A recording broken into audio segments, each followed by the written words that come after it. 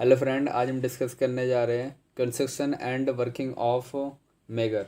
तो फर्स्ट हम इसकी डेफिनेशन को देखते हैं कि मेगर होता क्या है। तो मेगर एक इंस्ट्रूमेंट है जो कि हाई रेजिस्टेंस को मेजर करता है इन मेगा ओम में। मतलब क्या है कि जो हाई रेजिस्टेंस होता है किसी भी मशीन का या इंस्ट्रूमेंट का, उसके इंसुलेशन को मेजर करता है इन मेगा ओम में। तो 1 मेगा ओम में 106 ओम्स होता है।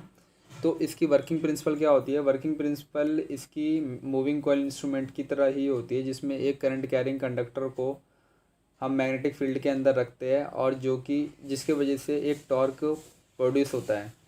तो ये होती है इसकी वर्किंग प्रिंसिपल। तो इसकी अब कंस्ट्रक्शन देखते हैं। तो कंस्ट्रक्शन में हमने एक डीसी जनरेटर का यूज किया जो कि 250 से 2500 वोल्ट तक वोल्टेज जनरेट करता है। एंड दो परमानेंट मैग्नेट का यूज किया इसमें, और जिसके बीच में हमने दो कॉइल को प्लेस कर रखा है। तो कॉइल भी क्या है? हमारा करंट कॉइल। एंड कॉइल ए क्या है? Potential coil. एंड इसमें दो रेजिस्टेंस का यूज किया गया है, R1 एंड R2, जो कि करंट को कंट्रोल करता है coil A and coil B में। और इसमें हमने एक पॉइंटर का यूज कर रखा है जो कि रीडिंग को मेजर करता है।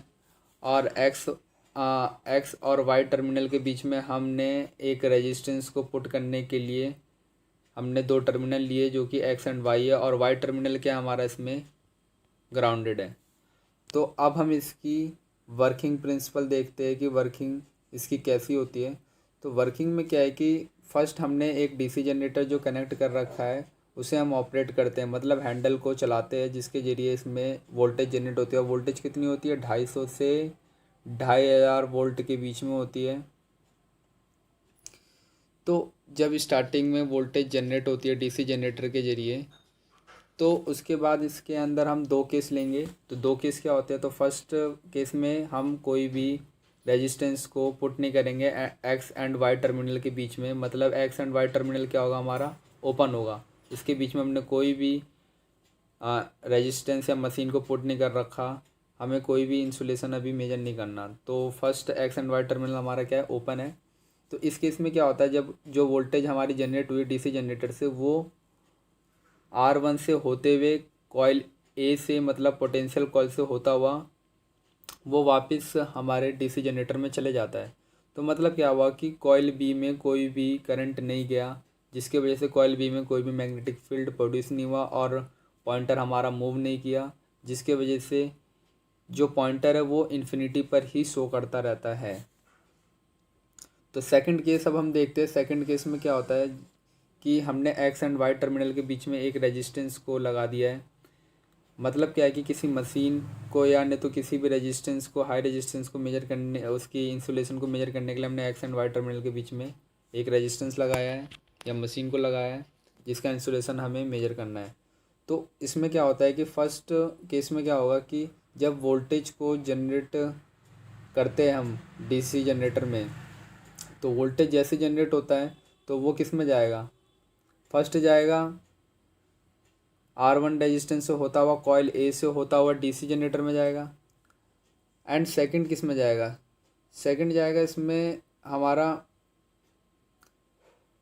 एक्स टर्मिनल से होता हुआ, हमारे रेजिस्टेंस से होता हुआ R2 रेजिस्टेंस से होते हुए वो जाएगा कॉइल बी में। तो कॉइल बी से होता हुआ वो वापस जाएगा हमारे डीसी जनरेटर में। तो क्या हुआ इसमें कि कॉइल बी में भी हमारा करंट गया है एंड कॉइल ए में भी करंट गया है। तो जिसके वजह से कॉइल बी में भी एक मैग्नेटिक फील्ड प्रोड्यूस हुई है एंड कॉइल ए में भी मैग्नेटिक फील्ड प्रोड्यूस हुई है। तो जिसके वजह से ये दोनों जो फील्ड होती है ये आपस में इंटरेक्ट करती है एंड जो टॉर्क होता है वो पॉइंटर पे लगता है और पॉइंटर हमारा मूव करता है, और जिसके वजह से जो रीडिंग होती है वो स्केल पर मेजर हो जाती है इन्फिनिटी टू जीरो के बीच में। तो जीरो और इन्फिनिटी के बीच में हमारी रीडिंग आती है जब दोनों कॉइल ए, मतलब पोटेंशियल कॉइल और करंट कॉइल के बीच में एक मैग्नेटिक फील्ड प्रोड्यूस होती है। तो उस वजह से क्या आता है कि हमारा पॉइंटर क्या होता है? मूव होता है स्केल में और हम रीडिंग को मेजर कर लेते हैं।